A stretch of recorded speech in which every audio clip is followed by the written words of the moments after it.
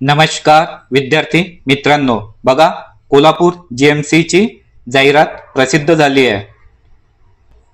बघा कोल्हापूर, यात आपण काही महत्वाची माहिती बघणार आहोत.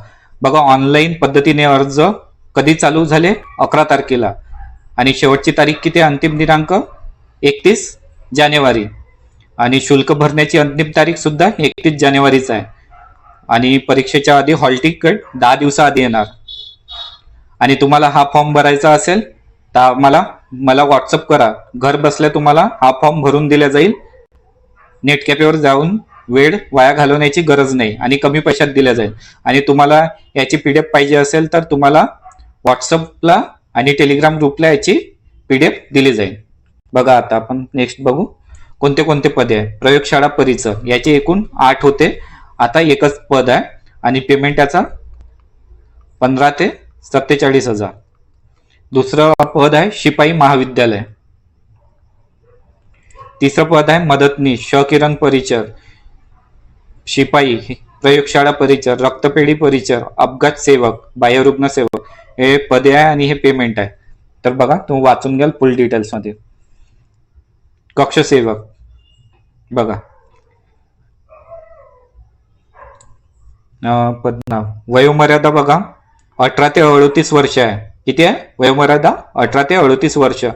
आणि माजी सैनिकांना सेवा काल 3 वर्ष जास्त. तसेच मागासवर्गीय, खेळाडू, अनाथ, आर्थिकदृष्ट्या तर यांना दिल्या 18 ते 43 वर्ष. प्रकल्पग्रस्तांना सुद्धा दिलाय. बघून घ्या, पूर्ण डिटेल बघून घ्या. किती आहे? नॉर्मल 18 ते 38 वर्ष आहे. ठीक आहे. आता आपण बघणार आहोत सिलेबस. सिलेबस सेमच आहे मित्रांनो. काय आहे? मराठी आहे 25 मार्काचा, म्हणजे 25 प्रश्न. इंग्रजीचे 25, सामान्य ज्ञान, जीके आणि रिझनिंग किंवा अंकगणित. ठीक आहे.